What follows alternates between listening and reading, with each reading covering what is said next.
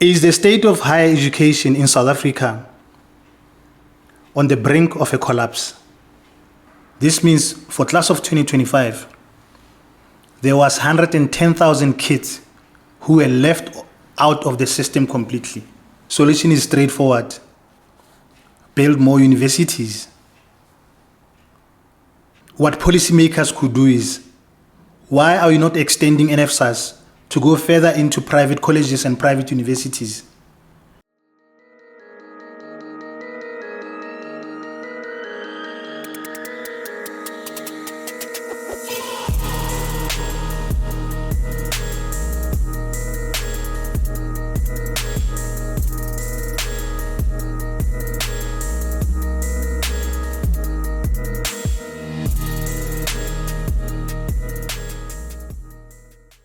Here's something that I think is becoming of a concern, and a lot of us South Africans are not paying attention to, and definitely it's going to impact you directly or indirectly so, whether we like it or not. Is the state of higher education in South Africa on the brink of a collapse? I'm asking this question because each and every year around this time, there's an output of kids who are coming out of matric, who qualify to get into higher education, but they cannot study further. And I can tell you, most of the time it's not just about the money.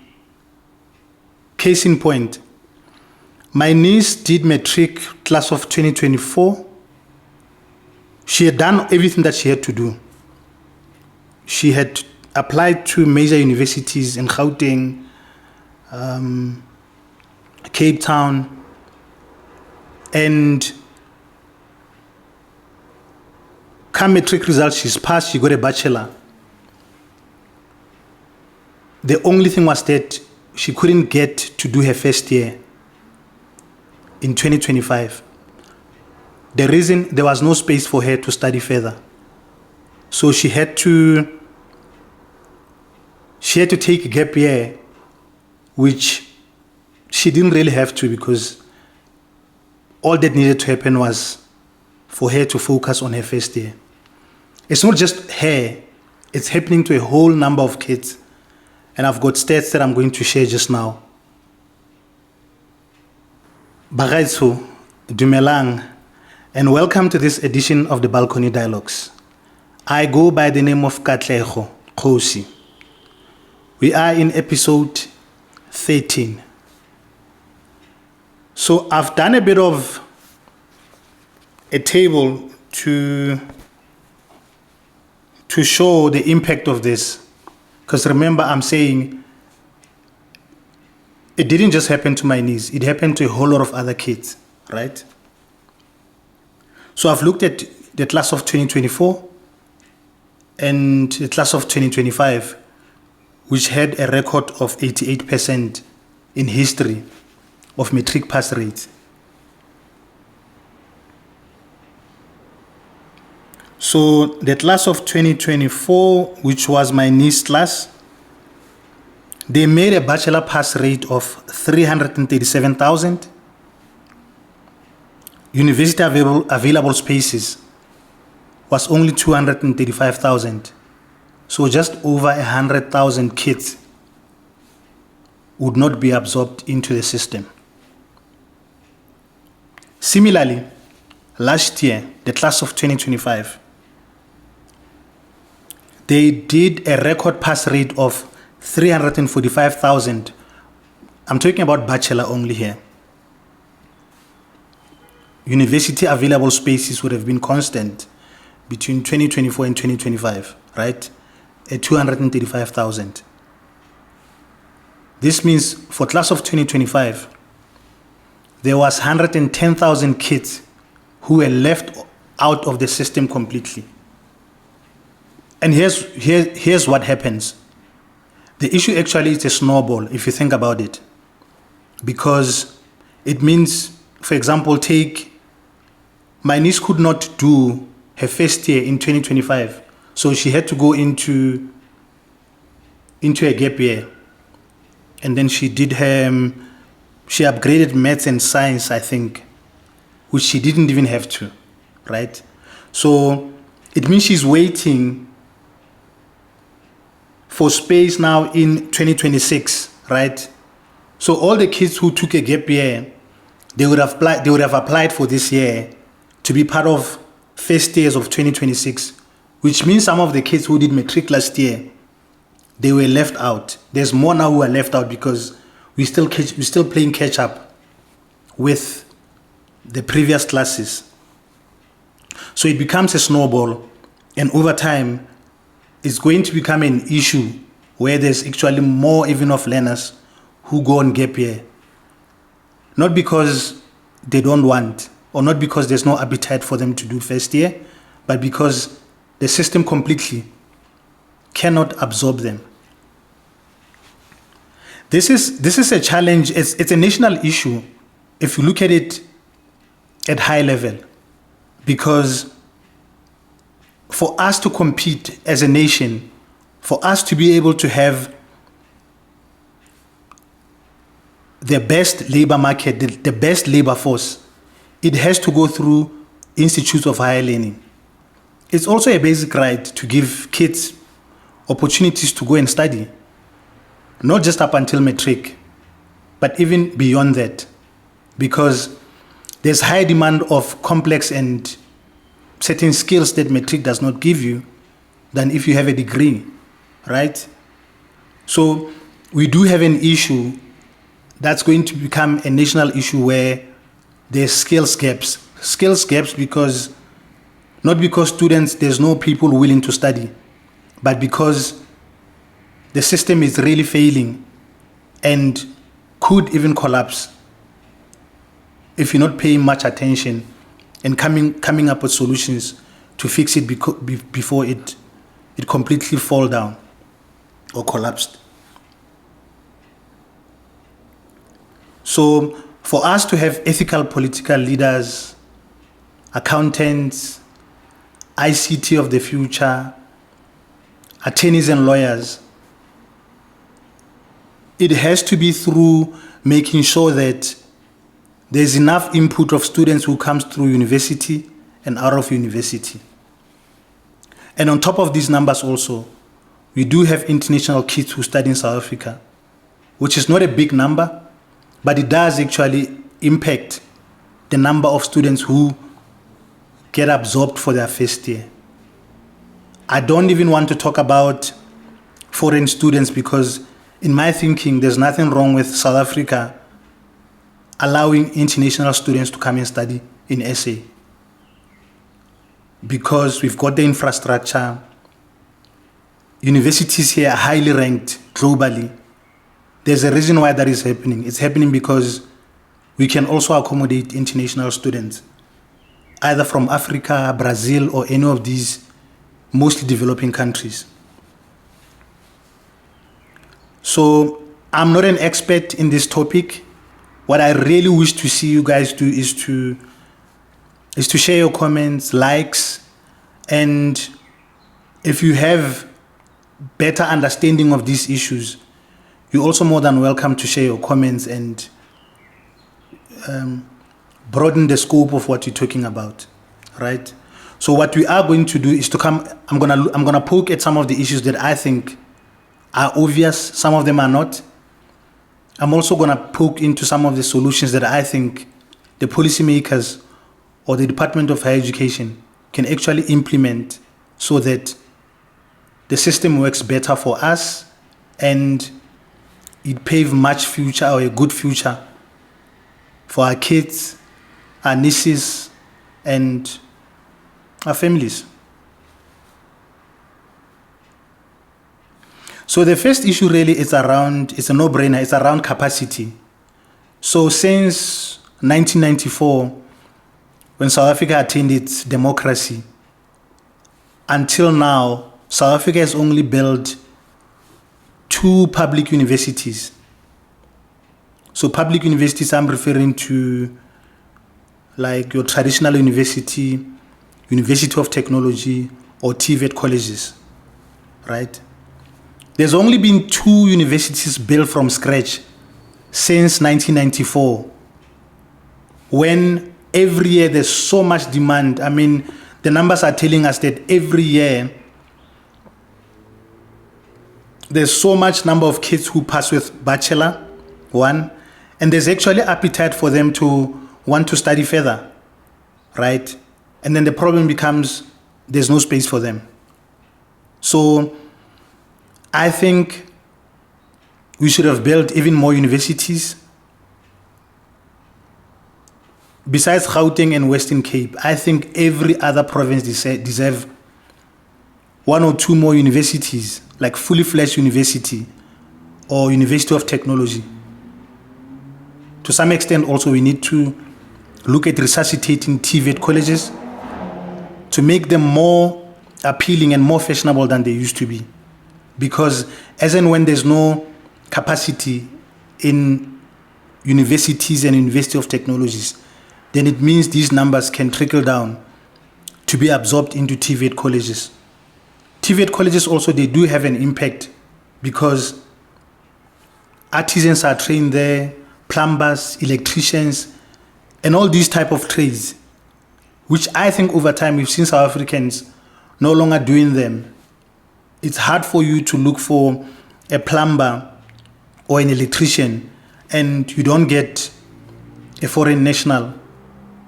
The reason why this is happening is because the Tvet college model also has fallen down, and it looks like there's no agency towards addressing the issues, right? Which obviously are funding challenges. Tvet colleges have to be adequately funded. We have to make sure that there's enough lecturers who are going to the space, researchers. We also have to make sure that the curriculum is actually in line with what the labor market is demanding. Because I think also that's also one of the challenges why kids have decided not to go through that route. It's pretty much because there's so much gap between the curriculum and what the workforce really demand. So those are the things that are actually issues. The other thing is I think there's no collaboration between private universities, public universities, and the Department of Higher Education itself. So Department of Higher Education would actually make sure that there's collaboration between private colleges, private universities, and public universities. Because then if there's that collaboration, it means if a particular university does not have capacity, could you look at taking that volume and pushing it through to private colleges and universities in a manner that is not work intensive or admin intensive for the students or the applicants themselves? The other issue that over time has become a challenge has been Nsfas, right? Which I think at the moment the issue really is not entirely hanging around finances. It's around capacity, right? So secondary to that is stability with Nsfas. We've seen how for the past years on how students would be concerned of accommodation not paid, tuition not paid. To some actually end up even being financially excluded. We've seen also some of the universities with scandals where they misusing Nsfas funding. Those are some of the things that really tells you or shows you that there's no stability in as far as financial management for Nsfas, its specific, is concerned.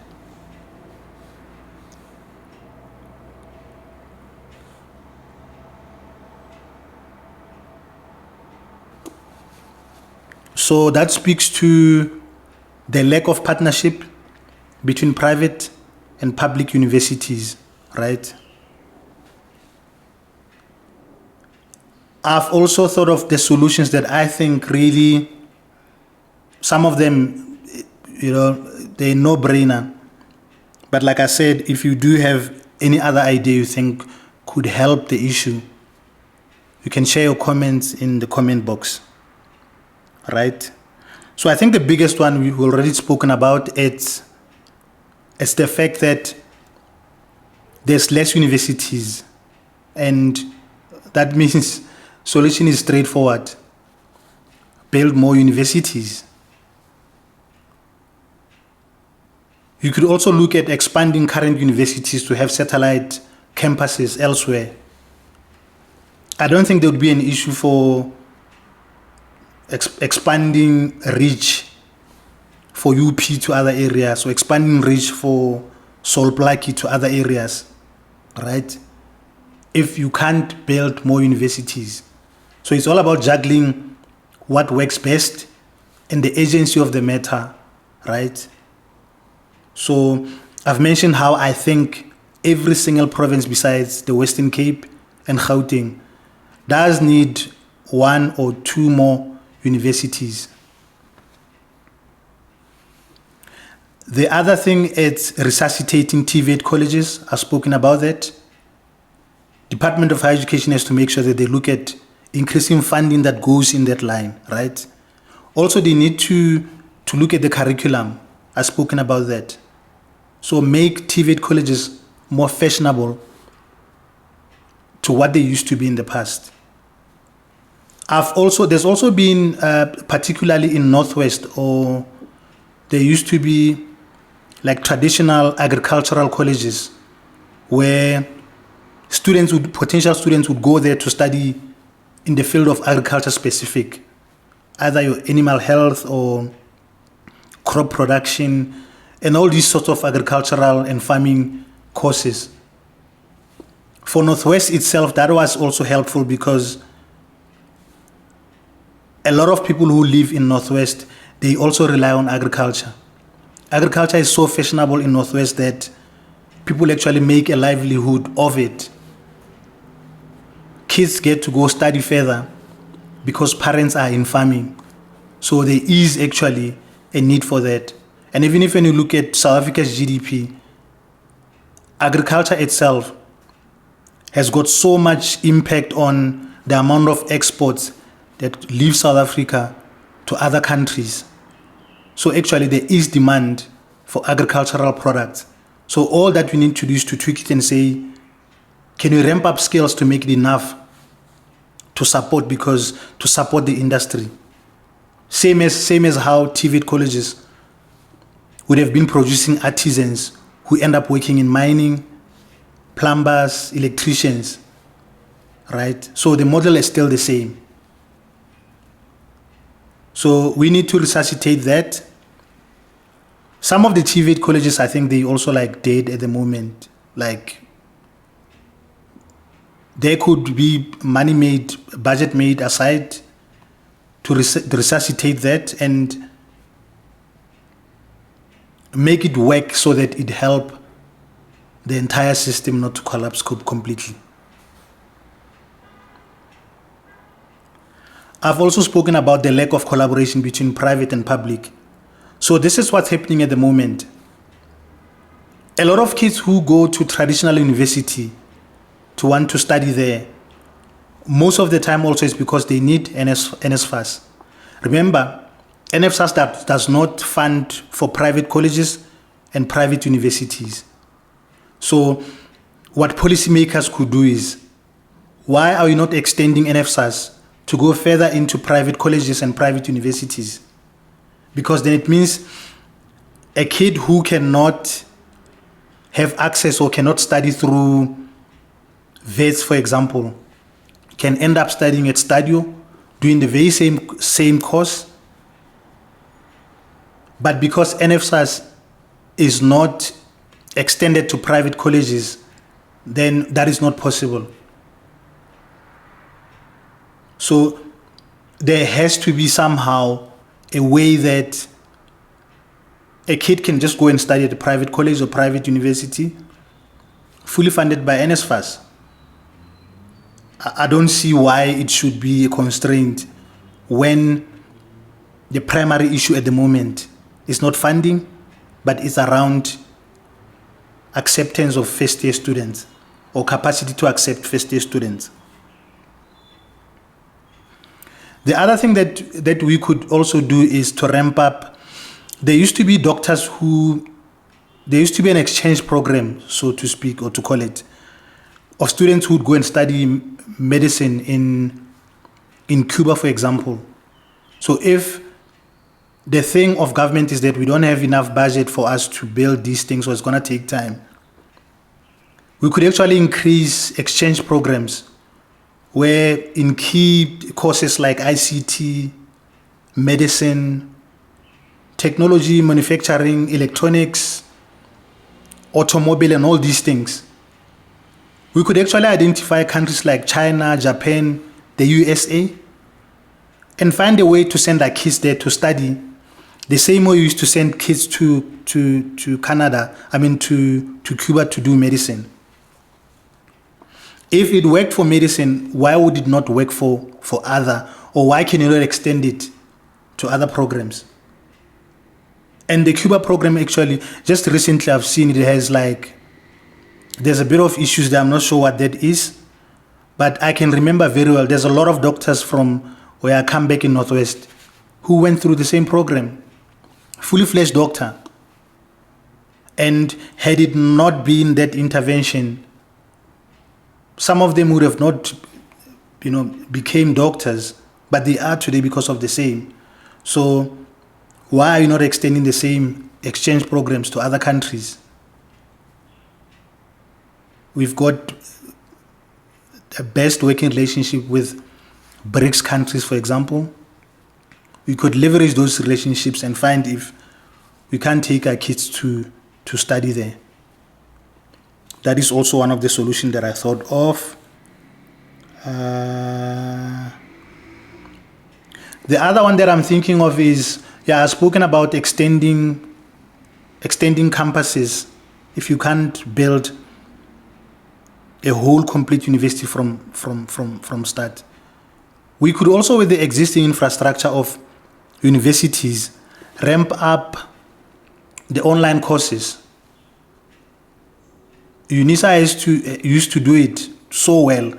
Why can you not have other universities ramping up studying from home or online studies? Because then it means then we are alleviating the problem of kids sitting at home and not doing anything because they're waiting for next year. So we could also ramp up the online learning platforms, because that's where the world is going, whether we like it or not. We might as well teach our kids to do it now when there's still time. There are people that I know who are doing online studies with Harvard, and it's purely virtual learning. It doesn't take anything away from the qualification itself. So those are some of the things that we could do. So those are some of the challenges that I think we are facing and the solutions. But as I've mentioned, if you have anything that you think would add value to this conversation, you're almost welcome to share a comment. But before we even close for this episode, there's something I want to share with you guys. It's a 2026 school shoes drive. It's done by it's a group of guys from back home where I come from in Northwest. They're trying to collect, or they're collecting shoes rather. They do it every year. They did one last year, which I was part of in terms of supporting. They've come up again this year with huge targets that they want to achieve. I think they did say they want to get to up to 500 pairs of shoes that they're gonna donate to primary schools in Northwest. So I'm gonna put up the poster on shortly, and then you can have a look at it in terms of the details and when exactly are they planning to do this. My understanding is that they've been collecting from the 1st of Jan until 28th of February 2026. They've got contact details there, and so if anything, you can just contact the guys and want to know or even collaborate with them if you do have an NGO or you are in the same space and doing similar things. So yeah, I just want to thank you so much, guys, for supporting the Balcony Dialogues in any way.